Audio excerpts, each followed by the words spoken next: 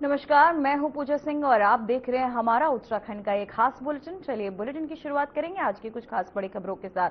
रुद्रपुर के पंडित राम सुमेर शुल्क राजकीय मेडिकल कॉलेज में शिलापट अनावरण और स्मृति समारोह आयोजित किया गया। कार्यक्रम में जनप्रतिनिधि, अधिकारी और बड़ी संख्या में छात्र छात्राएं मौजूद रहे। तो वहीं मुख्य अतिथियों ने पंडित राम सुमेर शुल्क के योगदान को याद करते हुए मेडिकल कॉलेज में नई सुविधाएं और शोध कार्यों को बढ़ावा देने की घोषणा की। समारोह में सीएम धामी ने शिरकत की। इस दौरान उन्होंने क्या कुछ कहा, आइए आपको सुनाते हैं।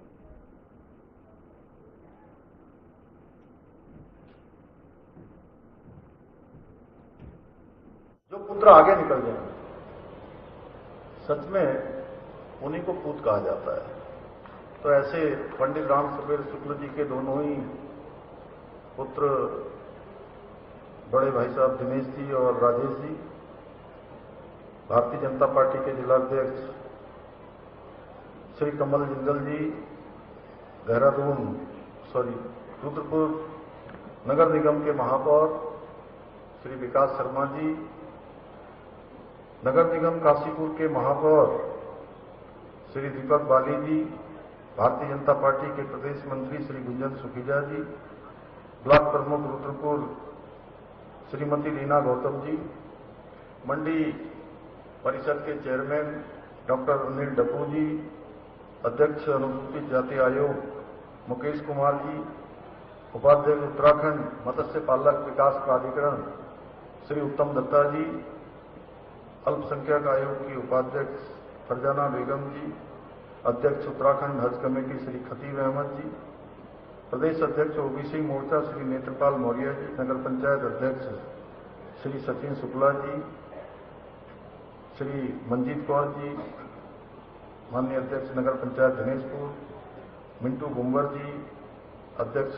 नगर पालिका परिषद गदरपुर राजीव सैनी जी, नगर पंचायत अध्यक्ष सुल्तानपुर पट्टी श्री शंकर कोरंगा जी, हमारे जलागम परिषद के उपाध्यक्ष सतीश सुख जी, अध्यक्ष नगर पंचायत हुलरभोज, अमित नारंग जी, जिला उपाध्यक्ष गौरव शर्मा जी, कांवल सिंह जी और मंचासीन हमारे सभी नेतागण और मेरे सामने बड़ी संख्या में इस कार्यक्रम में पधारे सभी हमारे इस क्षेत्र के बड़े बुजुर्ग, सभी माताएं बहनें, सभी हमारे जनप्रतिनिधिगण, वहां हमारे रामपाल सिंह जी, अनिल जी, सारे लोग वहां सामने, राम प्रकाश जी, अनेक साथी हमारे वहां भी बैठे,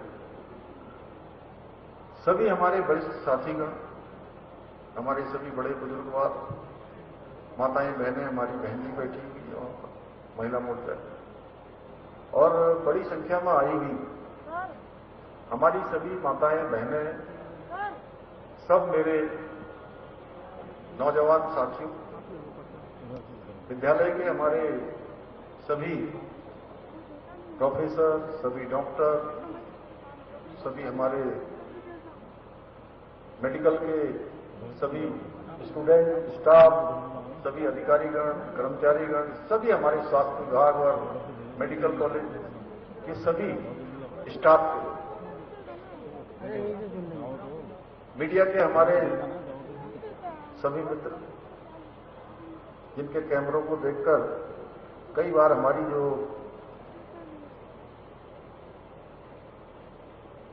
इधर उधर हो जाते हैं,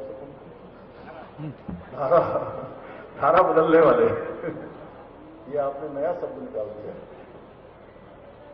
जो कलम के हमारे सिपाही हैं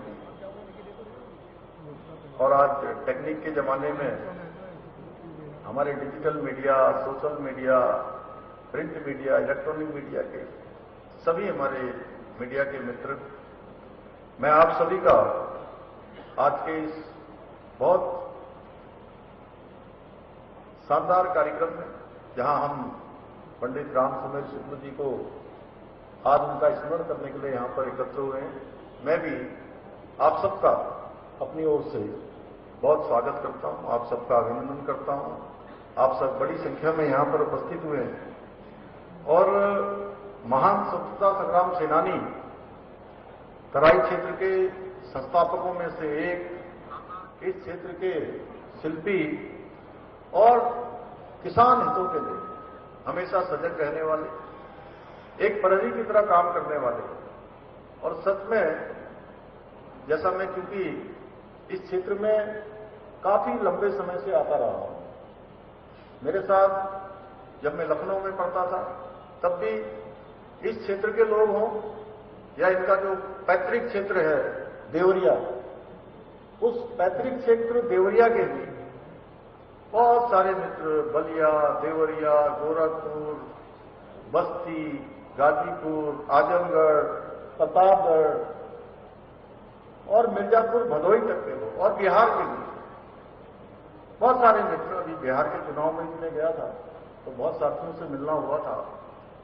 तब से मैं इस क्षेत्र के बारे में बहुत भली भांति सुनता आया, जानता आया, जानकारी होती रही कि पंडित राम सुमेर शुक्ल जी ने अनेक लोगों को आगे लाकर यहां पर बसाने का काम भी किया, और हम कहें कि तराई को रचाने में, बसाने में, और उस समय में बड़ी हिम्मत का काम होता था। यहां पर बड़े बड़े अजगर होते थे, बिच्छू होते थे, सांप होते थे, अभी शेर के बारे में खुद ही बता रहे थे, शेर होते थे, गुंडार होते थे, तमाम प्रकार के ऐसे जानवर जो सच में कठिन परिस्थितियां उत्पन्न करते थे। मच्छर बहुत होते थे। उस परिस्थितियों में यहां पर लोगों को बसाना, उनको प्रेरित करना, उन्होंने काम किया। मैं आज उनकी पुण्यतिथि के अवसर पर उनको अपनी तरफ से बहुत भावांजलि अर्पित करता हूं, बहुत श्रद्धांजलि अर्पित करता हूं। मेरा सौभाग्य है कि उनकी पुण्य स्मृति के अवसर पर आयोजित आज के इस कार्यक्रम में आप सबके बीच में, इतनी विशाल संख्या में आप सबके बीच में उपस्थित होने का अवसर प्राप्त हो रहा है। और ये काम इन्होंने, राजेश शुक्ला जी ने और हमारे आज के कार्यक्रम के अध्यक्ष दिनेश शुक्ला जी ने बहुत अच्छा करवाया कि विभिन्न क्षेत्रों में जो उत्कृष्ट करने वाले लोग हैं, जैसे डॉक्टर साहब का शुरू में रश्मि जैन जी का, तिवारी जी का, अनेक लोगों को मैं खुद जानता हूं। सच में अभी ये हमारे कमल जिंदल जी यहां बैठे हैं, लेकिन अचानक बीमार हो गए। इनको भी फिर से उसी तरह तंदुरुस्त बनाने में बहुत बड़ा योगदान देने वाले डॉक्टरों में से एक। किसानों के क्षेत्र में, व्यापारियों के क्षेत्र में, समाज सेवा के क्षेत्र में, अनेक क्षेत्रों में जिन्होंने उत्कृष्ट प्रदर्शन किया है, उन सभी को यहां पर आज सम्मानित भी किया गया है। मैं आज के इस अवसर पर सम्मानित होने वाले सभी सम्मानित जनों को भी अपनी ओर से बहुत बधाई देता हूं, बहुत उनको शुभकामनाएं देता हूं। और ये सम्मान आप लोगों की उत्कृष्टता के लिए है कि आपसे प्रेरित होकर समाज जीवन के क्षेत्र में, लोगों की सेवा के क्षेत्र में और भी प्रेरित होकर लोग इसी प्रकार के सर्वोत्तम कामों को आगे बढ़ाने का काम करेंगे। आज हम सब एक ऐसे महामानव की स्मृति में यहां पर एकत्र हुए हैं जिन्होंने अपना संपूर्ण जीवन राष्ट्र सेवा में लगाया, जन सेवा में लगाया, समाज सेवा के लिए समर्पित किया। पंडित राम सुमेर शुक्ल जी ने अध्ययन करने के दौरान उनके राष्ट्र के प्रति समर्पण की भावना उनके अंदर विकसित हो चुकी थी। कभी कभी राजेश शुक्ला जी मुझे बताते थे, जब हम विधानसभा में होते थे तो सच में ये बड़े प्रखर वक्ता थे, उससे शुरू से ही बड़े प्रखर वक्ता रहे। आज हालांकि इन्होंने कम बोला है, ये बोलते थे। और चूंकि ये जन्मजात नेता ही पैदा हुए थे, मैं एक सैनिक के परिवार में पैदा हुआ, तो सच में मैं बोलने में थोड़ा संकोच करता था। तो मैं इनसे पूछता था कि अरे आप बहुत अच्छे वक्ता हैं। तभी मुझे कहते थे कि ये मुझे मेरे पिताजी से विरासत में मिला है। उनके बारे में शायद भूल गए होंगे। ये कहते थे मुझे कि वो अपना बार बार शुगर टेस्ट करते थे। उस समय इतनी अच्छी मशीनें नहीं होती थी। मुझे बहुत सारे किस्से याद हैं उनके। शायद खाने से पहले सुई लगवाते थे। तमाम ऐसी बातें। तो उन्होंने जब 1936 में लाहौर में अधिवेशन हुआ और उस समय उनकी आयु मात्र 21 वर्ष की थी और उस समय उन्होंने मोहम्मद अली जिन्ना के जो द्विराष्ट्रवाद का सिद्धांत था उसका खुले मंच से विरोध कर दिया और पूरे देश का ध्यान अपनी ओर आकर्षित कर दिया। इतनी कम उम्र में 21 साल की उम्र ही क्या होती है, छोटा सा बच्चा ही होता है। और उस उम्र में इसमें अदम्य साहस, स्पष्टता और राष्ट्रवादी जो विचारधारा से हुए एक छात्र नेता से पूरे देश के अंदर नवयुवकों की, युवाओं की, छात्रों की, सबकी आवाज बन गए। और महात्मा गांधी जी के जो आदर्श थे वो उनके मन के अंदर घर गए। उसका इतना प्रभाव हुआ कि उन्होंने कानून की प्रैक्टिस को छोड़कर स्वयं को स्वतंत्रता आंदोलन के लिए समर्पित कर दिया। और उस दौरान उनको कई बार गिरफ्तार भी किया गया, यातनाएं भी मिली। उसके बावजूद भी वो टस से मस नहीं हुए, उनका उत्साह कभी कम नहीं हुआ, उनके कदम कभी डगमगाए नहीं और लगातार वो आगे बढ़ते गए। वो अडिग रहकर साहस से, राष्ट्र निष्ठा के साथ निरंतर देश की आजादी के आंदोलन में जुटे रहे। भारत छोड़ो आंदोलन के दौरान भी उन्होंने युवाओं को संगठित करने का काम किया और उस आंदोलन को भी एक गति और दिशा देने का काम किया। और जब देश आजाद हो गया तो उन्होंने राष्ट्रहित को सबसे सर्वोपरि रखते हुए किसानों के कल्याण के लिए, स्वतंत्रता संग्राम सेनानियों के लिए, उनके सम्मान के लिए कार्य करते रहे। इसीलिए अभी राजेश शुक्ला जी कह रहे थे कि कुटुंब सेनानी पेंशन को थोड़ा ठीक करना है। और मैं आपको बताऊं कि जो हमारे लोकतंत्र सेनानी हैं, देश की आजाद कराने वाले सेनानी हैं, उनके परिजन हैं, उनको हर कीमत पर उनका सम्मान होना चाहिए। ये हमारी प्राथमिकता में है।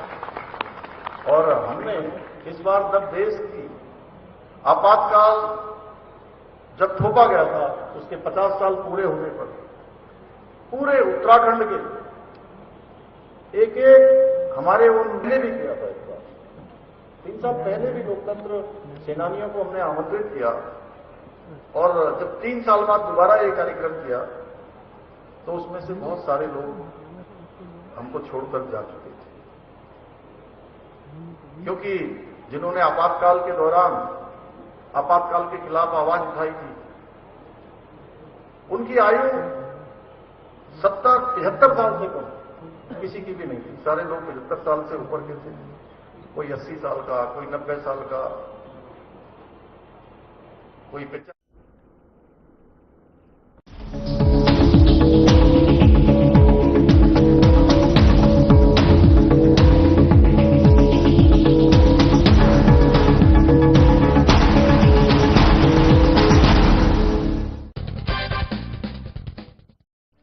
नमस्कार दोस्तों, हम सभी जानते हैं मोर हमारा राष्ट्रीय पक्षी है। इसके अलावा हिंदू संस्कृति और ज्योतिष शास्त्र में भी मोर पंख का खास महत्व है। कहते हैं मोर के पंखों में देवी देवताओं और 9 ग्रहों का वास होता है। ज्योतिष के मुताबिक घर में विधिवत तरीके से मोर पंख स्थापित करने से सारे दुख दर्द और घर के सभी वास्तु दोष खत्म हो जाते हैं। इसके अलावा रंग बिरंगे मोर पंख हमें ये भी सीख देते हैं कि हमारा जीवन भी इसी तरह के रंगों से भरा पड़ा है। कभी खुशी के रंग तो कभी जंगल दिख रहा था। उन्होंने जंगल देवता से प्रार्थना की और कहा कि हे जंगल देवता, हमें पानी की ओर जाने का रास्ता बताइए। थोड़ी देर में एक मोर आया और उसने राम जी से कहा, प्रभु चलिए, मैं जलाशय तक आपका मार्गदर्शक बन जाता हूं, लेकिन रास्ते में कोई भूल चूक होने की संभावना है। राम जी ने पूछा, वो क्यों? मोर ने कहा, प्रभु मैं तो उड़ता हुआ जाऊंगा और आप चलते हुए। ऐसे में आप रास्ता भटक सकते हैं। इसलिए मैं रास्ते के बीच बीच में अपना एयर मोरपंख निशानी के लिए छोड़ता जाऊंगा। उसका पीछा करते करते आप जलाशय तक पहुंच जाएंगे। दोस्तों, सच बात यह है कि मोर के पंख एक विशेष समय और एक खास मौसम में ही बिखरते हैं। अगर वो अपनी इच्छा के विरुद्ध पंखों को बिखेरेगा तो उसकी मृत्यु हो जाती है, और वही इस मोर का भी हुआ। आखिर में जब मोर अंतिम सांस ले रहा था तो वो कहता है कि मैं कितना भाग्यशाली हूं कि जो सारी दुनिया की प्यास बुझाते हैं, ऐसे प्रभु की प्यास बुझाने का मुझे सौभाग्य मिला। मेरा जीवन धन्य हो गया। अब मेरी कोई भी इच्छा शेष नहीं रह गई। इस पर श्री राम ने मोर से कहा कि मेरे लिए तुमने जो मोर पंख बिखेर कर मुझ पर जो कर्ज चढ़ाया है, मैं उस कर्ज को अगले जन्म में जरूर चुकाऊंगा। उसके बाद अगले जन्म में भगवान राम ने कृष्ण का अवतार लिया और अपने सिर पर मोर पंख धारण किया। आप भी मोर में प्रभु राम और श्री कृष्ण के दर्शन कर सकते हैं और साक्षात मोर पंख को अपने मंदिर में सजाकर आशीर्वाद प्राप्त कर सकते हैं। मैं पिछले हफ्ते जयपुर जिस स्थान पर गया, वहां कम से कम 200 मोर थे, जिनके साथ रहने का आनंद और सौभाग्य मुझे मिला। इसलिए सारी जानकारी एकत्र करके आपसे साझा की। आप भी जब कभी मोर को देखें तो ओम नमो भगवते वासुदेवाय मंत्र बोलकर ये अनुभव कर सकते हैं कि आप भी साक्षात कृष्ण जी के दर्शन कर रहे हैं। सच में ये मोर पंख इतना भी सुंदर ना होता, कृष्ण, अगर ये तेरे सिर पर ना सजा होता। नमस्कार। क्या आप जिम जाते हैं, कसरत करते हैं, फिर भी आपकी सेहत नहीं बनती? काजू बादाम किशमिश मेवे प्रोटीन के डिब्बे खाते हैं, फिर भी कुछ असर नहीं होता? तो इसका मतलब है आपका पाचन तंत्र खराब है। और जब तक के पाचन तंत्र दुरुस्त नहीं होगा, आप जितना मर्जी अच्छे से अच्छा खा लो, आपकी सेहत नहीं बन सकती।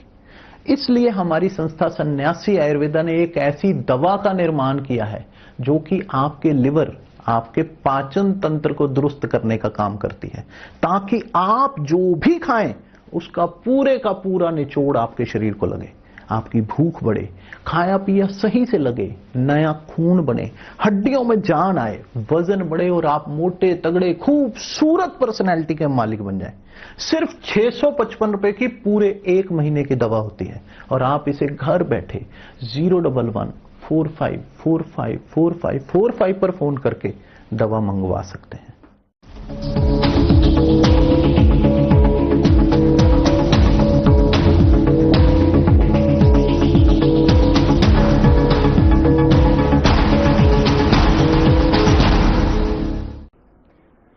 देहरादून से खबर सामने आ रही है, जहां उत्तराखंड में 4 धाम हेली सेवा होगी फुल प्रूफ। डीजीसीए के निर्देश पर यूकाडा की तैयारी शुरू। अगले साल यात्रा से पहले लागू होगी नई व्यवस्था। हर 7 दिन में होगा हेलीकॉप्टर सेवाओं का ऑडिट।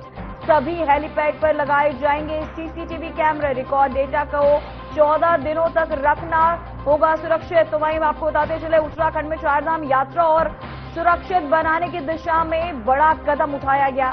डीजीसीए के निर्देश के बाद यूसीए डीए ने फुल प्रूफ हेली सेवा सिस्टम की तैयारियां शुरू कर दी है। नई व्यवस्था अगले साल यात्रा शुरू होने से पहले लागू कर दी जाएगी, ताकि यात्रियों की सुरक्षा और निगरानी में किसी भी तरह की कमी ना आए। वहीं प्रोटोकॉल को देखते हुए 4 धाम मार्ग पर संचालित सभी हेलीकॉप्टर सेवाओं को 7 दिन से टेक्निकल ऑपरेशन ऑडिट किया जाएगा। इसमें मेंटेनेंस, फ्लाइंग और को लेकर भी सभी तमाम तैयारियां जो है की जा चुकी हैं।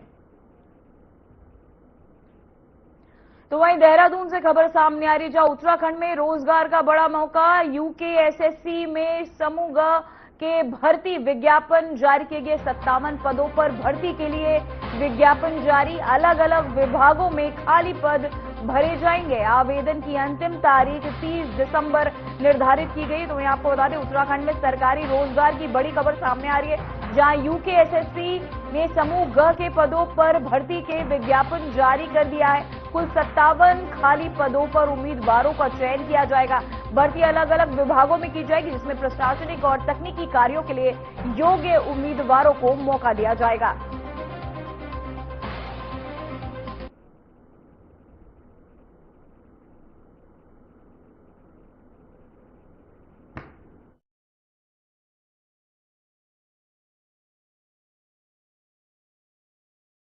भर्ती के विज्ञापन जारी, जहां यूकेएसएससी ने जारी किए विज्ञापन, जिसे लेकर भर्ती के विज्ञापन जारी किए गए। तो वहीं खबर सामने आ रही है, जहां उत्तराखंड रोडवेज की बस बड़े में होगा विस्तार। 250 नई बसों की खरीद को मिलेगी मंजूरी। निगम बोर्ड की बैठक में प्रस्ताव पर लगी मुहर, जहां 200 बसें मैदानी रूटों पर दौड़ेंगी, 50 बसें पर्वतीय क्षेत्रों में चलेगी। तो वहीं आपको बताते चले, बड़ी खबर सामने आ रही है, जहां बसों को लेकर एक नया प्लान तैयार किया गया है। उत्तराखंड रोडवेज के बस अब बड़े पैमाने, जहां 250 नई बसों की खरीद को मंजूरी मिलेगी। निगम बोर्ड की बैठक में प्रस्ताव पर मुहर लगाई गई। तो वहीं आपको बता दें, खबर सामने आ रही है, जहां निगम की बसों को लेकर ये बड़ी खबर सामने आ रही है। 250 नई बसों की खरीदी को मिलेगी मंजूरी।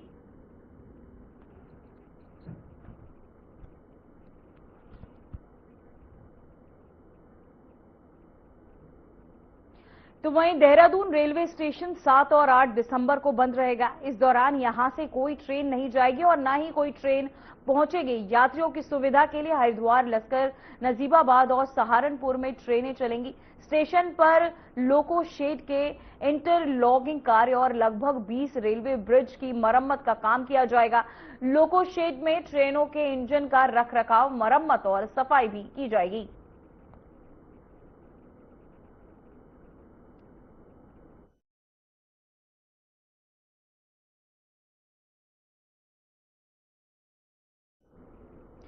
तो वहीं देहरादून में चक्राता में गर्भवती महिला से दुष्कर्म का मामला सामने आया है। इससे 2 दिन पहले ही चमोली में एक शिक्षक को छात्रों ने यौन शोषण के आरोप में गिरफ्तार किया था। लगातार महिला उत्पीड़न के मामले सामने आने पर विपक्ष सरकार पर सवाल उठा रही है। बीजेपी प्रदेश प्रवक्ता कुंवर जपेंद्र सिंह ने अपराधियों की निंदा करते हुए कहा कि अपराध और अपराधी का कोई समाज नहीं होता और दोषियों को सजा देने का काम सरकार, न्यायपालिका और प्रशासन का है। कर्मचारी किसी भी राज्य की और देश की रीढ़ की तरह काम करते हैं और ये कर्मचारियों की बहुत समय से मांग थी और समय समय पर राज्य कर्मचारियों के महंगाई भत्ते में बढ़ोतरी भी होती है और माननीय मुख्यमंत्री जी ने उस बढ़ोतरी को स्वीकार कर निश्चित तौर पर उनके सम्मान की दृष्टि से एक अच्छा निर्णय लिया है और जिसका सभी कर्मचारी वर्ग और सभी कर्मचारी संघ उसकी तारीफ भी कर रहे हैं। तो एक अच्छा सुखद पहलू है और भविष्य में भी कर्मचारियों के हितों की भारतीय जनता पार्टी की सरकार और युवा मुख्यमंत्री इसी तरह से समय समय पर पैरवी करते हुए नजर आए। तो वहीं नुनावाला गुरुद्वारा के पास तड़के एक भीषण सड़क हादसा हुआ। जानकारी के अनुसार एक बस और गन्ने से भरे ट्रैक्टर की जोरदार टक्कर हुई। टक्कर इतनी जबरदस्त थी कि एक व्यक्ति वाहनों के बीच फंस गया। सूचना मिलते ही एसडीआरएफ जौलीग्रांट की टीम तुरंत मौके पर पहुंची और फंसे व्यक्ति को बड़ी मशक्कत के बाद सुरक्षित बाहर निकाला गया। हालात गंभीर होने के कारण उन्हें तुरंत एम्बुलेंस के माध्यम से नजदीकी अस्पताल में रेफर किया गया। वहीं पुलिस और रेस्क्यू टीम ने मौके पर ट्रैफिक को नियंत्रण कर राहत कार्य पूरा किया।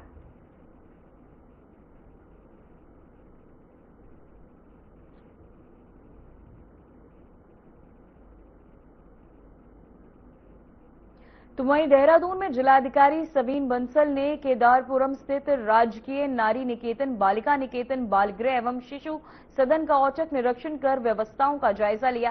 निरीक्षण के दौरान जिलाधिकारी ने परिसर का भ्रमण किया और निवासरत महिलाओं, बालिकाओं, बच्चों और अधिकारियों से उनकी आवश्यकताओं और समस्याओं की जानकारी भी ली। तो वहीं जिलाधिकारी ने अधिकारियों को निर्देश दिए कि इन संस्थानों में सभी निवासरत महिलाओं और बच्चों के लिए सुरक्षित, स्वस्थ और अनुकूल वातावरण सुनिश्चित किया जाए।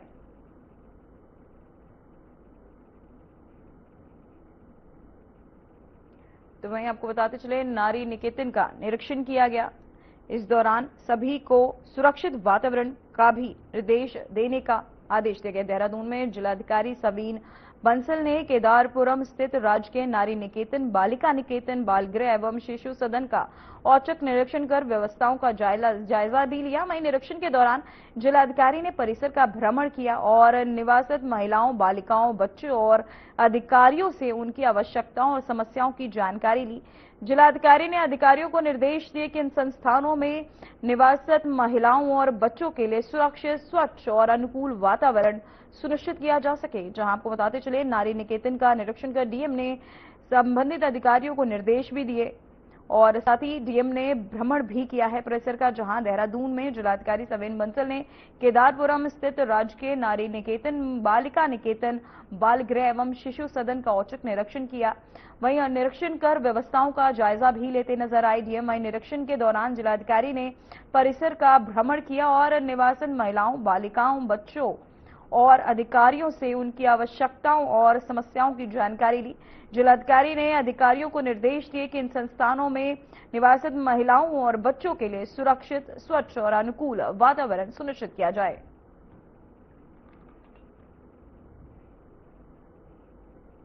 फिलहाल बुलेटिन में इतना ही। नमस्कार।